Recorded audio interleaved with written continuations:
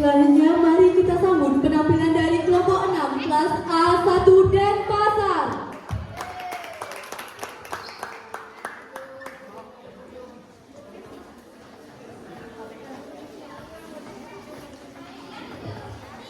Om Swastiastu. Yang terhormat Bapak Budi Suryawan, SPD MSN, selaku dosen kampung yang setia, Senpe dan Prabowo, serta yang menghormati dan menilai pada lintasan pada pagi hari ini. Izinkan saya membacakan sinopsis cerita dari Siti Khotijah. Siti Khotijah. Siti Ayu Nadenai adalah putri cantik Raja Bali yang memeluk agama Islam. Raja menunjukkan mengenai sayang berat untuk meninggalkan putri tersebut. Lalu datanglah seorang ulama dari Yogyakarta, yaitu Pangeran Cakraningrat IV. Beliau datang dan berhasil menyembuhkan putri tersebut. Hubungan antara Mataram dan Cakraningrat membaik karena Pangeran Cakraningrat merupakan adik ipar dari Raja Mataram. Setelah putri sembuh, Raden Ayu Bumisukan dan Cakraningrat IV menikah dan pindah ke Madura. Namun saat pulang ke Bali, ia dibunuh karena pengawal dan patih kerajaan menganggapnya melakukan ritual ilmu hitam. Raja menyesal dan memakamkan sang putri dengan penuh hormat. Bali juga mendapatkan pengaruh budaya Muslim karena bantuan mereka kepada Raja Bali.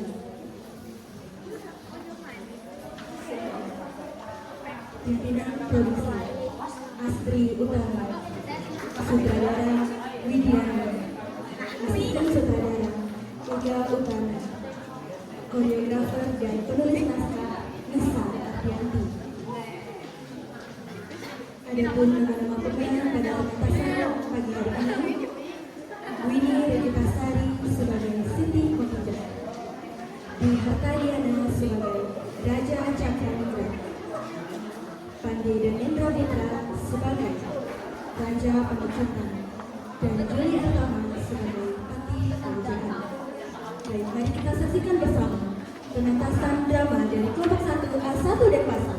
Selamat menyaksikan.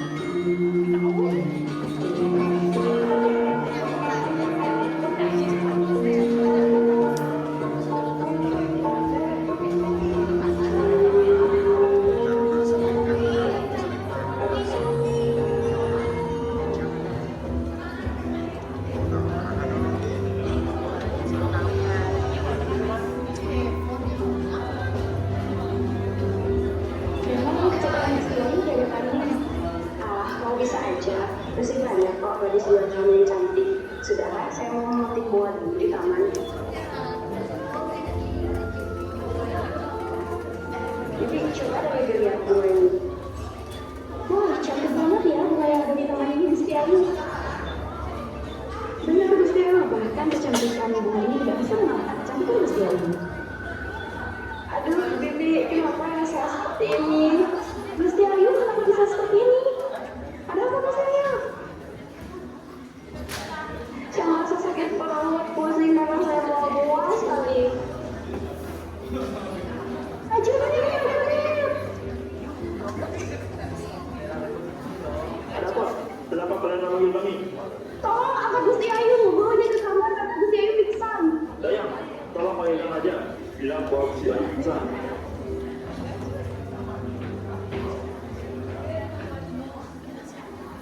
Gusti Prabu. Ada apa ini? Kenapa kalian panik? Coba kalian tenang dulu. Bicara dengan pelan. Jadi Raja, tadi saya dan Gusti Ayu sedang memetik bunga di taman. Tiba-tiba Gusti Ayu merasakan sakit perut, pusing dan mual. Lalu, di mana Gusti Ayu sekarang? Gusti Ayu sudah dibawa ke kamar oleh prajurit, Raja.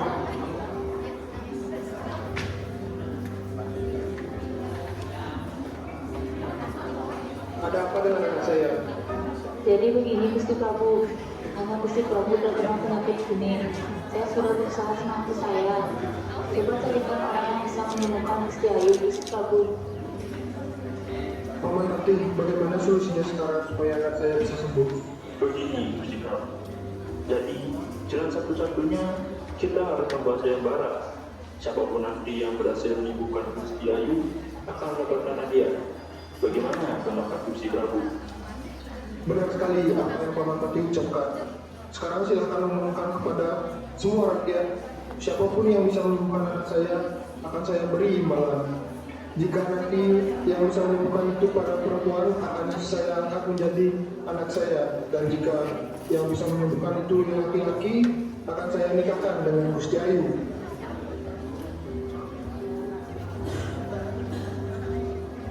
Paman Patih membuat pengumuman. Beliau menyebarkan pengumuman sayembara. Tuan, apakah benar anak dari Raja Pemecutan sedang mengalami penderitaan penyakit kuning? Ulah saja kerja saya, jangan semuanya diurus. Coba tanya prajurit ini.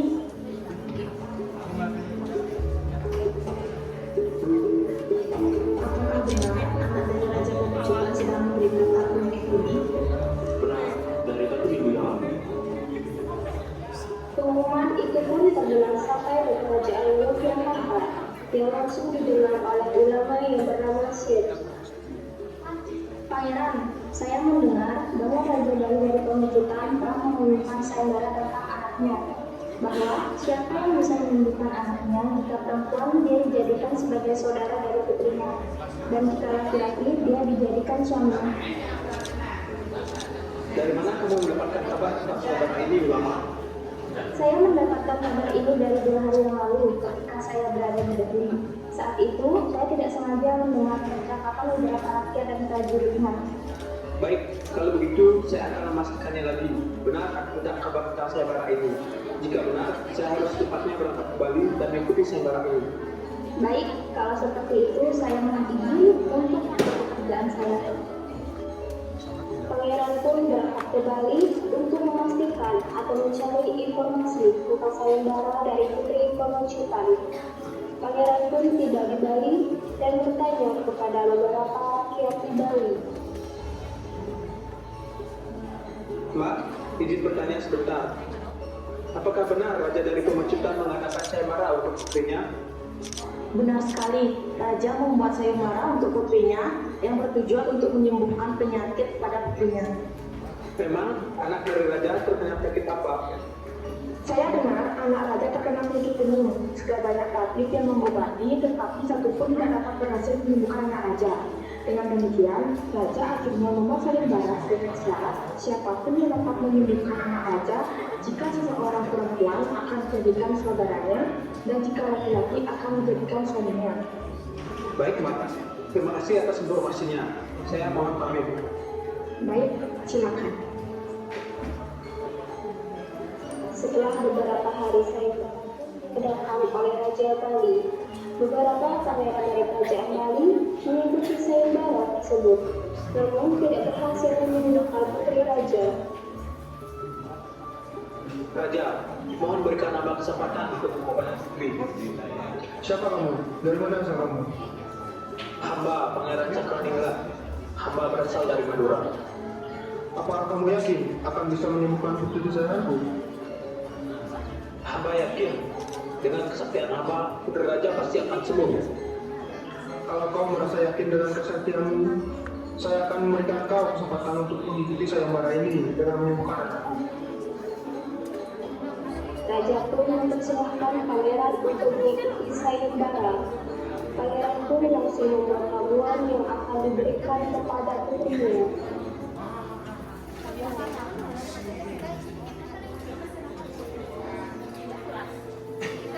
Setelah menunggu beberapa menit, putri pun seperti bicara jam. Ada apa dengan putriku? Kau apakan dia menjadi begini? Tenang Raja, obat ini sedang bekerja. Raja tidak usah panik. Sampai terjadi apa-apa dengan putriku, kau akan kuberi hukuman mati. Baik, jika terjadi sesuatu terhadap putri Raja, saya yang bertanggung jawab atas apa yang saya lakukan. Putriku, akhirnya kau sembuh dengan baik-baik saja putriku. Iya ayah, akhirnya aku bisa sembuh dari penyakitku ini. Raja pun mengajak pangeran untuk keluar dari ruangan dan memberikan putrinya sebagai istri dari pangeran.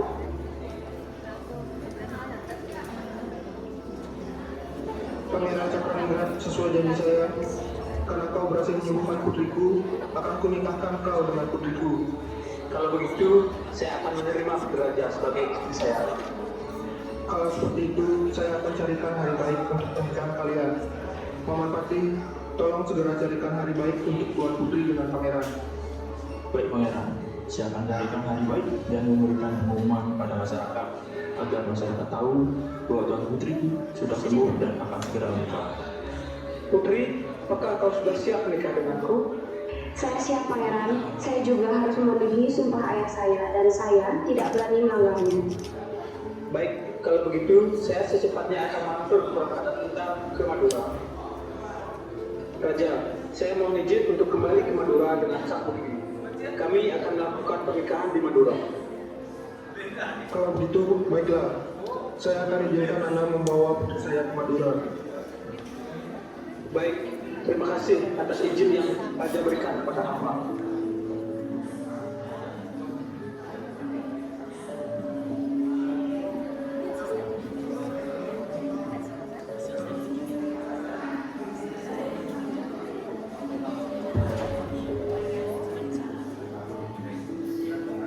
Dayang-dayang pun menyiapkan beberapa pakaian dari Raden Ayu Setikotija untuk dibawa ke Madura.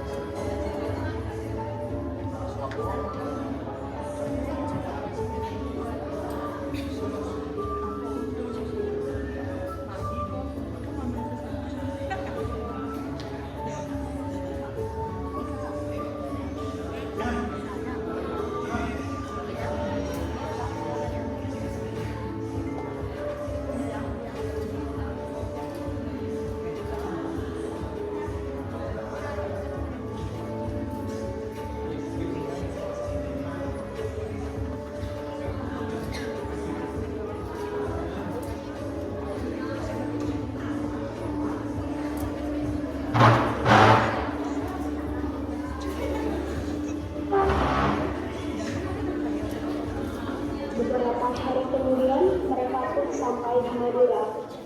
Beberapa bulan sudah berlalu, setelah Putri mengadakan pernikahan dengan Pangeran Madura tersebut, Putri pun meminta izin untuk kembali ke Bali.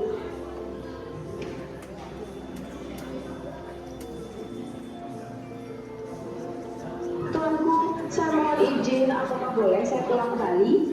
Baik, saya izinkan kamu pulang ke Bali, tapi tidak sendirian, melainkan didampingi oleh dayang-dayang dan prajurit dari kerajaan Madura. Baiklah tuanku, keinginanmu adalah perintah bagiku. Kapan kiranya Raden Ayu akan pulang ke Bali? Biar benar saya dengan prajurit dan dayang-dayang bisa menyiapkannya. Secepatnya tuanku, sekiranya lusa atau minggu depan. Baiklah kalau begitu. Singkat cerita, tiba hari kepulangan Raden Ayu ke Bali, diiringi oleh prajurit dan dayang-dayang kerajaan Madura. Setelah 3 hari perjalanan prajurit dan layang-layangnya tiba di kerajaan pengecutan. Setelah tiba, di kerajaan Raden Ayu disambut baik oleh Raja Pengecutan yaitu ayahnya sendiri. Oh anakku, akhirnya kamu tiba di Bali dengan selamat. Iya ayah, alhamdulillah karena ada prajurit yang menjagaku selama di perjalanan. Baiklah putriku, karena kamu habis melakukan perjalanan jauh, sebaiknya kamu beristirahat kita. Baiklah ayahku. Bibi, tolong siapkan alat sholat maghrib saya. Baik Raden Ayu, sekarang Bibi akan siap.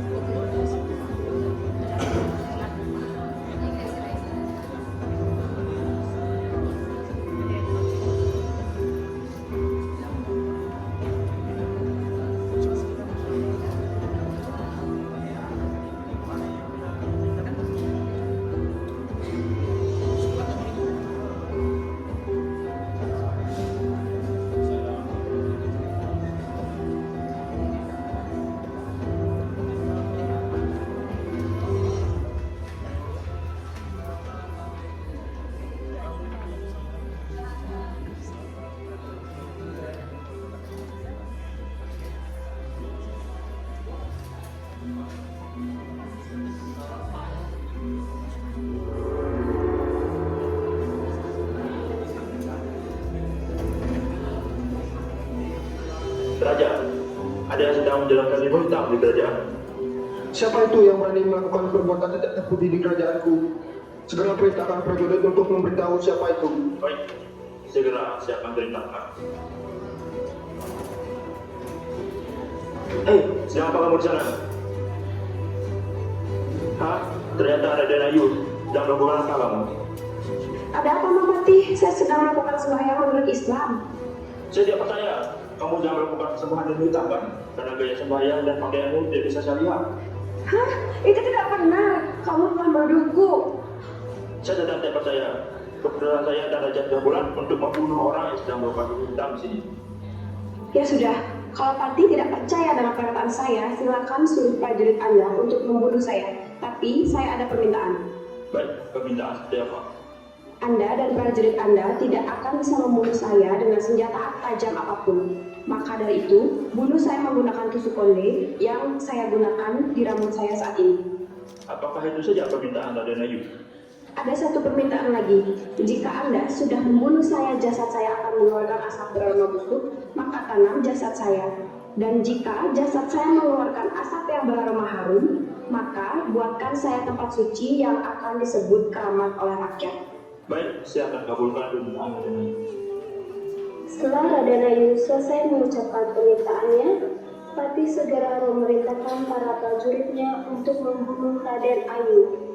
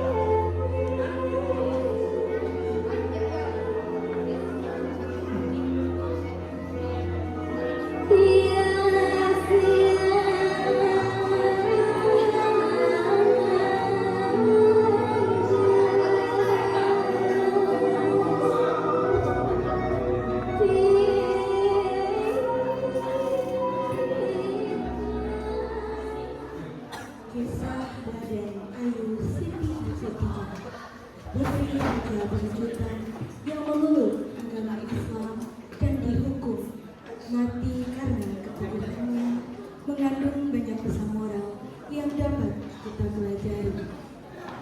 Raden Ayu Siti Khadijah menunjukkan keteguhan iman yang luar biasa dalam mempertahankan keyakinannya sebagai agama Islam meskipun harus menghadapi hukuman mati.